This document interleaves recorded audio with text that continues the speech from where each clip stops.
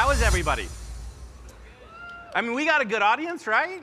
You guys are having fun. How is consensus so far? Have you guys been enjoying it? Have you stayed more or less dry? This has been, so I'm from California, from Palo Alto, California, and I gotta tell you, the humidity here in Austin, I have not been prepared for. But I'm very excited to be here today. I'm very excited to talk with you guys about privacy and about compliance and about choice and whether or not they can coexist. So here, let's get this started.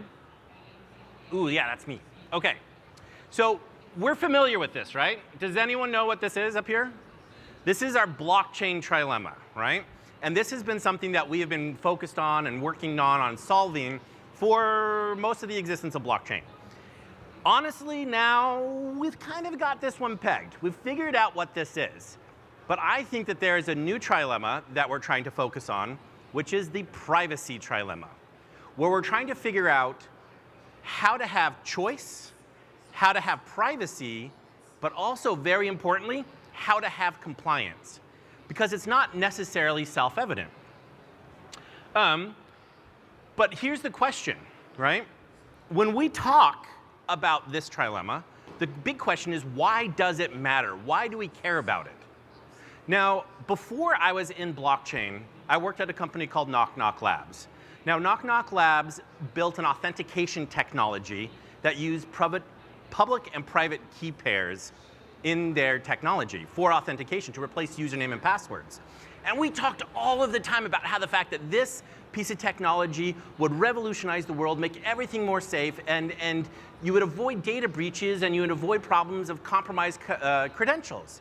Because if you guys remember, 81% of data breaches happen because of compromised credentials. And so we figured that this narrative would work, that we would be able to sell this technology far and wide. It didn't. At the end of the day, the fear-based motive wasn't working.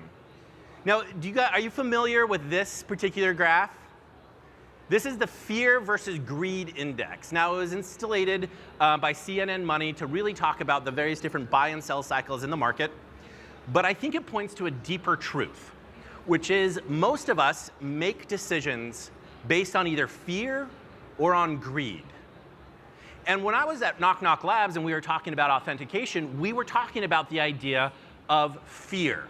We were saying, hey, you are going to get breached, you're going to have problems, you're going to get, be out of compliance, but it wasn't moving the needle.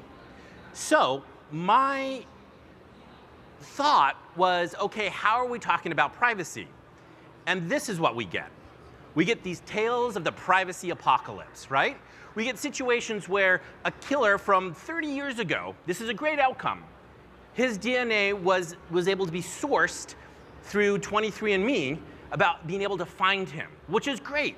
But then you also have things like the social credit score that's creeping into China and also into Canada, where the freedom truckers during the pandemic, all of their banking relationships were shut off specifically because they had a policy or they had a politic that was not acceptable by the general public.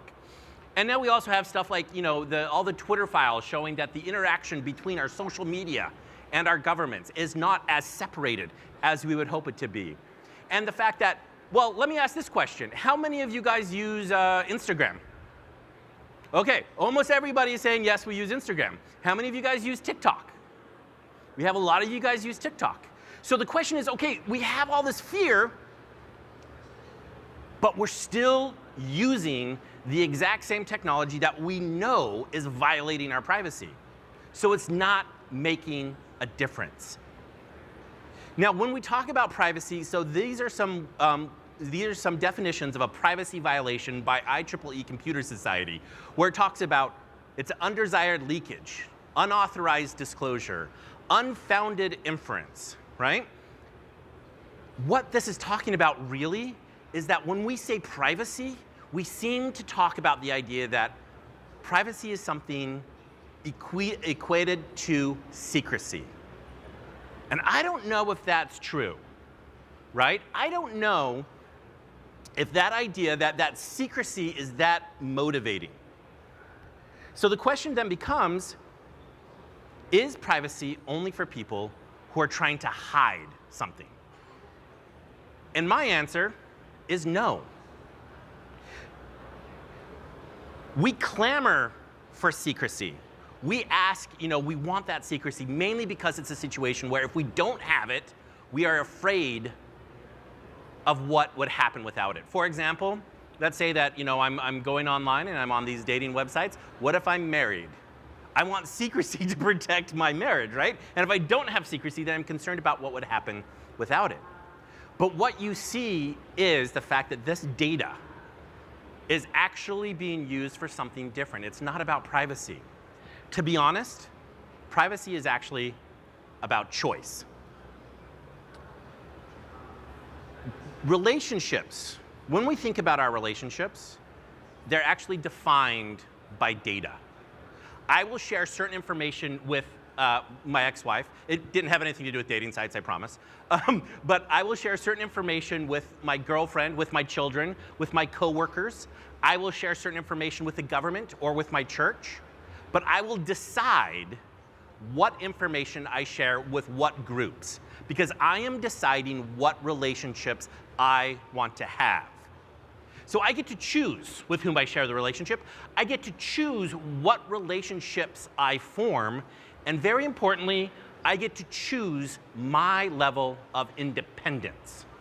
Now, historically, as you've seen with all of these various different, when we talk about data privacy, we're talking about Meta, we're talking about Instagram, we're talking about TikTok. They use that information to form relationships on your behalf.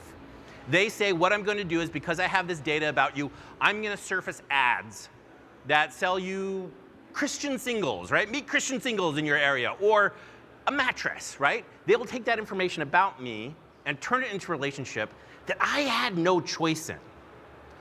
So I think it's incredibly important for us to be able to have the independence we need to form the relationships that we want.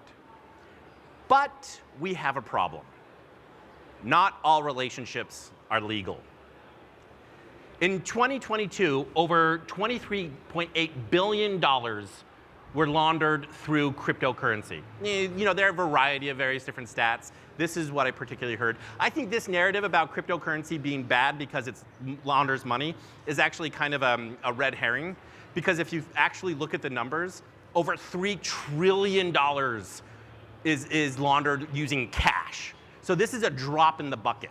And to put that into comparison, I mean, this is one of the stats that I love. If you line up like a $1 equals 1 second, $23 billion is about 30 years of seconds. $3 trillion is about 60,000 years of seconds. That's the difference in size about how much money is being laundered using cash versus how much money is being laundered via cryptocurrency. But we're talking about relationships. And when we talk about relationships, we have to be concerned about the fact that the cryptocurrency pipeline is one of the #1 providers of resources to North Korea or to terrorists to finance their nuclear missiles and their ballistic missile programs. And we want to make sure that those relationships are out of bound. Or at least that's what we expect our governments and our regulators to do. And so the only way really to have privacy at the same time as you are having compliance is to have a balanced approach. So what we have is we have the idea of saying, okay, on the privacy side, we're going to allow individual choice to choose what pieces of information we share and what pieces of information we do not share. But we also agree that the subpoena power of our governments is legit. Like, they need to make sure that that we are not forming these relationships that are illegal, and that the money that is being used or the cryptocurrency that is being transferred is not being used for nefarious purposes. So we need to make sure that we can open up after a subpoena, right? After the law says, please reveal this to us, we can open up some of this information. The regulatory bodies, our auditors, our forensic organizations, they get to see what relationships we're forming, but the general public still doesn't, right? The general public, Meta, could not form a relationship using that data. So this is the balanced approach that we need to have between privacy and compliance. So the question is, okay, if that makes sense, and does that make sense to most of you guys? Like we're saying, okay, we have to have a balanced approach because we live in the real world. Then what we need to do is that we need to understand that privacy is about choice. It's about choice about who we are forming relationships with. We need to choose who we're going to form that relationship with. We need to choose what that relationship actually is. So for example, I have a relationship with the government, or I have a relationship with my friend, my drug dealer, let's say. Like I can form those relationships. It's my choice. And we can choose what extent that relationship goes to. When we talk about motivating adoption, because that is the big thing that we want to see with blockchain. We want more and more people to use this technology and bury it deeper and deeper into every single thing that they touch. If we're talking about privacy, we can't talk about it as a form of fear. If we're using these fear-based methods to say, hey, if your privacy is violated, you can, horrible things will happen to it. Because who cares? How many of you, again, are using Instagram? Like, you guys use Instagram. The convenience factor is so high that you don't actually care. But if we flip it around and say, no, no, no, we're giving you choice when we give you privacy. Choice is something that you desire. Choice is something that fits into your greed. And that is what Findora is providing. So, I want to introduce the next level of blockchain technology called triple masking.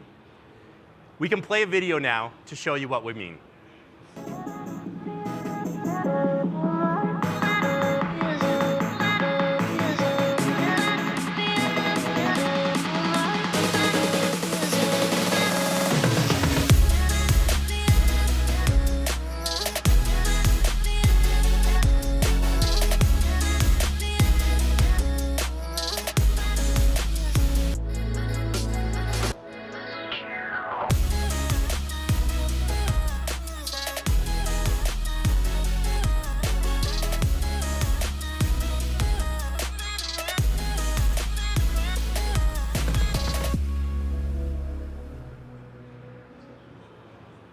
What do you guys think? Would you guys like that video? Yeah? Come on. There we go. So that's a good video, and I really did enjoy it. Now, one thing that in watching that video I realized I did not talk about, which is this concept of asset tracing. So when we're talking about compliance, and we're talking about the fact that the regulatory bodies need to be able to see what has happened, this is the technology that is innovative, right? So we have the ability that if you deploy a contract onto Findora, you receive a key that will encrypt how the asset moves. But then if you get a subpoena, you can use your private key to unmask that asset tracing. So you can prove to the regulatory bodies that no, no, no, your asset did not end up financing a nuclear missile from North Korea. It's completely legit. So now to see what it looks like in practice, because of course that's a nice hype video, right? We're like, woohoo, that looks great. I want to bring up Charlie Chen. Charlie, come on up, my friend. And he is going to do a walkthrough of the actual live product that we have, right? So bear with us. Come on up, buddy. Bear with us as he comes up. And so thank you for the nice, cool stinger music. Yeah, let's say hi to Charlie. Now, one thing I will say as he's setting up is don't forget, we're cutting edge technology here. So there may be a bump in the road or two, and the UI may not look perfect. But what we want to do is provide you guys the choice, so you understand what's available, and you can see what it can do. Charlie, take it away.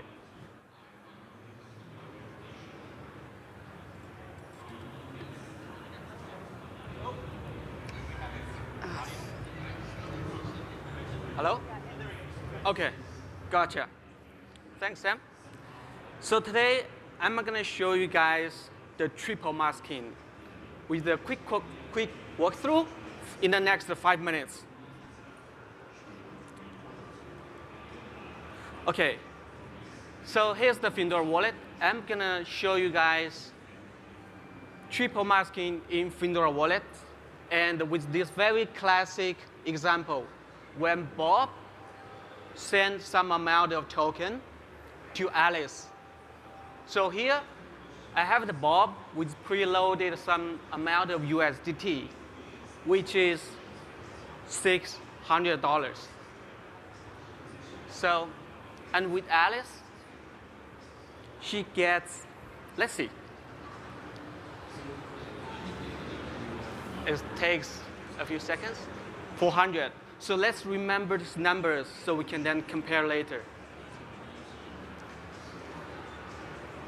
So I'm going to send triple masking transaction from Bob to Alice. Firstly, let's copy the address of the Alice as the recipient address. And go to this send transaction page. The next step, choose Bob as the sender address. And then paste the address of Alice as the recipient. Also, so we are multi-asset chain. So we choose the USDT in this demo. And we input then $100 as the amount to do the transfer. Click on next. It's going to pop up the basic information of this triple masking transfer, including the from and to address and the amount. Also, we're going to use in zero-knowledge proof to shield the amount, asset type, and wallet address, both address, from the public. OK, let's confirm. Awesome. So now we're actually generating the zero-knowledge proofs with a very performant proving system in Findora. It's going to take only a few seconds, less than 10 seconds, to create zero-knowledge proofs and submit this transaction to the blockchain for the validators to validate and execute the transaction. A few more seconds. OK, and then you send to the blockchain.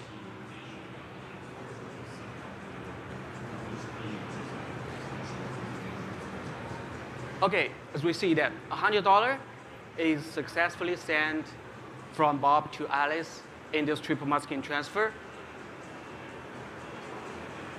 with a little bit, 1.31 FRA as the fee.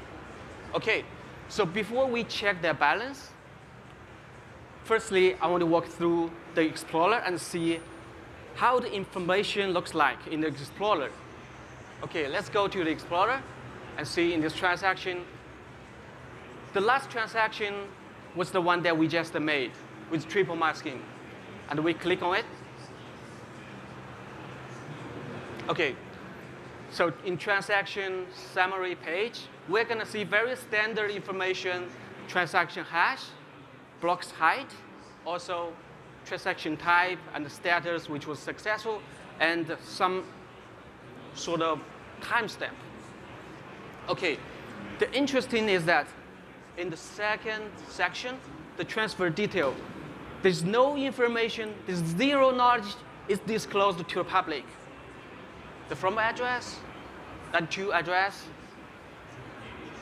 what type of asset, we don't know.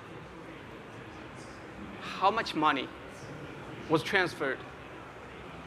It was all masked. So that is why we call it triple masking. 3 fields.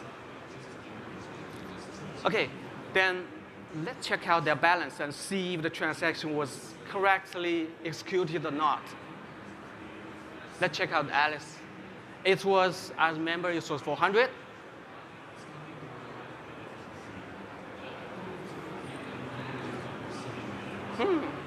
OK, so she got his balance increased by 100, which was correct. Let's go back to Bob and see. That's also correct. But zero knowledge is disclosed in this transaction. And it's just so simple, so straightforward, but so powerful, with all the complexity contained behind. That's it.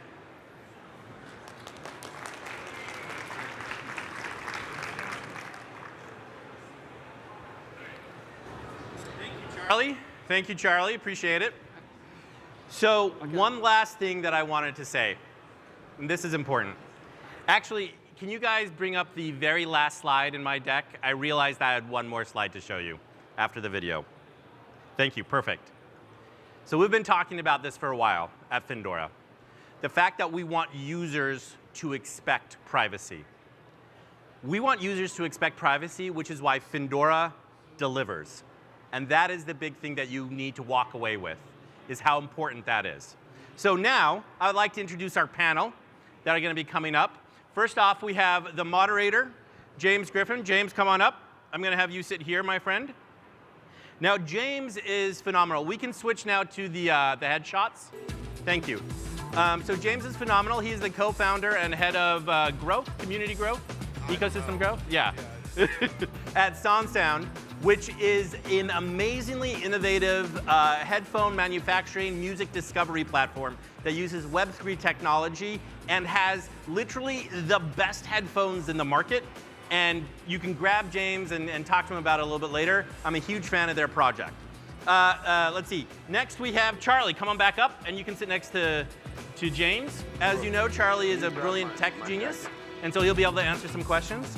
And then we have a technologist and content creator, Brooke Lacey. Come on up, Brooke. Thank you. And she's joining us as well. Hello, hello. And then I'll be the fourth person on our panel. So I'm going to turn this conversation over to our powerful moderator, Mr. James Griffin. James, take it away. All right, awesome. So you introduced something really cool. You introduced something that like a lot of the ZK chains have been talking about for a long time, which is that we're going to provide privacy. We're going to provide privacy. And yet they never talk about how that is, and then they get clowned on Twitter whenever someone's like, I can still see everything about every single one of you guys that's using this ZK chain, so how is this ZK? So how is this triple masking actually different, and how are you able to do it whenever a lot of others weren't able to? That's an excellent question. So the way that our project has been built from the ground up was we started with a UTXO chain, which is an unspent transaction output chain. This is the same model that Bitcoin uses. And then we built this atomic asset transfer bridge that we called Prism, that we've upgraded to be called Prism++, that then can transfer these assets to an EVM compatible chain. But because we have just killer ZK technology, like we use application-specific turbo plonks that are 10 times faster than what Zcash uses. And this is an amazing piece of technology, but that combined with our EVM, the Prism++, and the UTXO allows us to actually break the chain or break the connection between wallets. And that is incredibly powerful. Well, from what I understand, you actually have some people that were involved in Findora at a very early stage that actually helped create Zcash, right? But that's another story. That's a longer conversation. That's a longer conversation. I mean, if we think about the genesis of what Findora was, one of our founders had run the Stanford Endowment and brought the Stanford Endowment from $2 billion to $21 billion. And he was talking to one of the students, another one of our co-founders, about being able to have a private donation to Stanford processed on the blockchain. And at that time, the technology did not exist. So they came together and they built Findora over the last 2 years. Unfortunately, John has since passed away. He ended up, passed away from cancer. So he wasn't able to see the culmination of his vision, but it's a very, very powerful story. And then, so what could we do with like this sort of technology, with this sort of triple masking that we could not do before? If I'm a developer, I want to come on chain, I want to do something cool, what can I do that I can't do anywhere else? What can you do? Well, let's throw it a little bit to Charlie, let's throw it to Brooke and see what they think about it. I really liked the private payroll. So, we don't really necessarily want people to know what we're making. I don't really want you to know how much more I'm getting than you are. I mean, wait a second, you're getting more than I am? Maybe I do. But yeah, like the way that this is built is that it gives us the choice whether or not we want to share that information with other people. So, building a private payroll system off of this technology, again, gives that choice. So that was the use case that really got me for whatever reason. It's just that like, you know, we get the choice to whether or not we disclose that with people. So I love that. So I would imagine that would be super important for payroll companies and any sort of business that wants to integrate on the blockchain. They want payroll to be private. Yeah. They don't really want everyone to know what everyone else is making. So more so than even our choices, which it should always be our choice, as Sam will always say. But yeah, it's the company's choice. It's the company's preference, absolutely. For sure. All right, so Charlie. Yeah.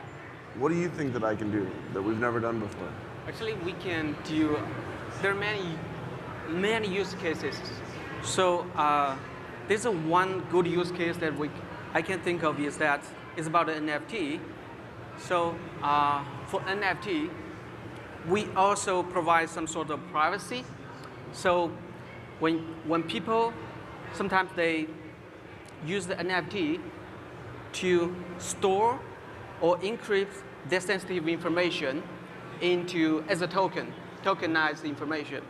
But somehow, the ownership is also sensitive. So you don't want someone publicly that can trace who owns what. Right. Yep.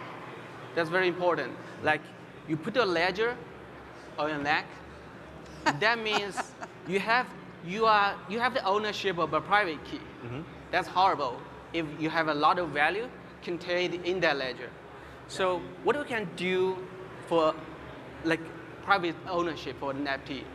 So whenever NFT comes to Findora and get hidden in the UTXO chain, the ownership is gone. So nobody will know who owns what. Yep. Yeah.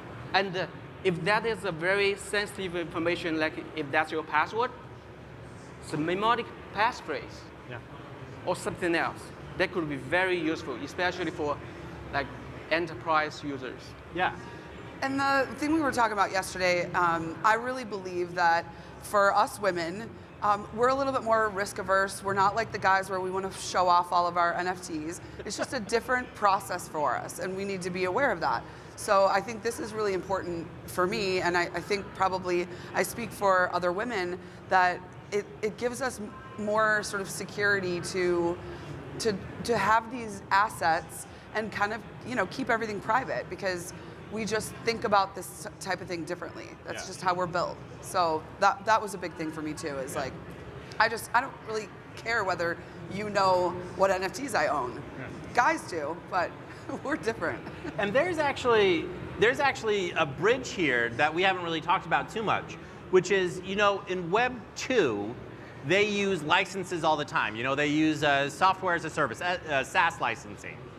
And because we have NFTs, which effectively, I know we only talk about NFTs as basically apes, right? We talk about JPEGs, but what it actually is a copyright.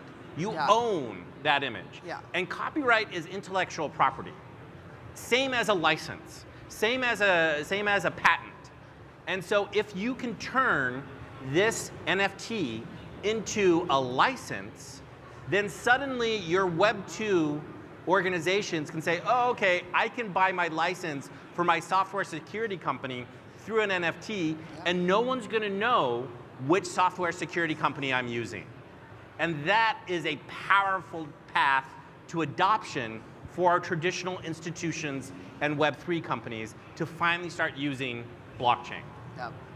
Would it be one of the ones that has made a press release previously about how they're going to start using NFTs as a software key, you know? Would that be one of those? So voting and governance, I think, is one of your favorite things, right? You're passionate about this. That's one of those things that whenever you're working at your older, this is going to revolutionize everything. How so? That's an excellent question. Okay, so I got my start in the blockchain industry working at Tezos, and I remember very passionately talking, actually just down the street at the Capital Factory, which is an incubator, and I was talking, this is 2017, and I was talking to them about what we could do with immutable and records. And I was like, we can put voting, and everyone laughed. Everyone was like, ha, we're never going to use computer science for voting because of Dominion and those guys. But when I started digging into why they were laughing about it, it was actually because when you get into voting, you realize that there are a bunch of anti-fraud provisions that we've instituted that makes it harder for people to corrupt the system. One of those is the fact that if I am standing over your shoulder watching how you vote, I can actually bribe you to vote my way, which is why in unions, the union leadership, that's a private vote, right? So that your mafia boss cannot be made the boss of your union. And this is actually one of the reasons why I think mail-in voting needs to be looked at very carefully, because Brooke could stand behind me with an iron wrench, and if I don't vote for her particular candidate, then she will beat me over the head with it. With a hammer. With a hammer. Yeah. But with privacy, you can actually have voting where you can see that I voted, the record can reflect who I voted for, but it's not public. Yeah. And that is a very important differentiator. Yeah. All right, so I wanted to ask you this, Brooke, before we kind of run out of time or anything, but you're on TikTok a lot. Some would say that you're TikTok famous. You say it a lot. I've said it a lot this week. It's annoying. Yeah, it's fine. I'm good. As an avid TikToker, how do you feel as if your data is being handled on Web 2 platforms? I'm trying to figure out how to not make this a 10-minute conversation like we've had, but obviously it's ironic. So I also studied cybersecurity in grad school. I'm very proud of that. I say that way more than I'm TikTok famous. But it's very ironic that I teach educational content on TikTok about cybersecurity when there have been lots of people saying that TikTok is a cyber weapon. And so it is not lost on us that these are the sentiments. As social media content creators, where it's not lost on us. We want this stuff to be private. We want to be able to own our own content, but the technology is not there. What is there is this massive audience to be able to teach. I've been able to reach millions and millions of people. That is very important. So we're kind of at this, at the mercy of what the social media platforms are, doing for us. But there's this back and forth, and so we want to get to a point where we own our stuff. It's our choice. But I was saying that I think for me it was I just front run, I'm everywhere. You just see my face everywhere, so I still own that. It's my choice to do that. but it just doesn't work that way. I actually think this is a really important point, which is... You're welcome. Thank you. I always can rely on you on great points. So here's the thing that happens, right? Out of convenience, Brooke has leaned in to becoming a TikTok influencer and becoming TikTok famous, because she really is. But the thing is because that is what the options were. Right. Because at the time that TikTok came out, consumers did not expect privacy. Right. And this is specifically why Findora says, look, you guys, it's not us. We'll build the tools. But you, as the users, need to expect privacy from the solutions you used. Right. Yeah, I didn't wake up in 2020 and be I think I'm going to be a TikTok influencer. That's not how it worked. At my age, which I won't get into, but it was really this. 28?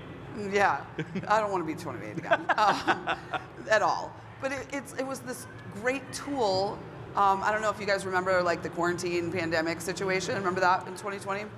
No, everyone's forgotten. Right. 2020. Well, I'm glad. At least in Colorado, and California, and Oregon, where weed is legal, and they just all wanted to forget it. Yeah.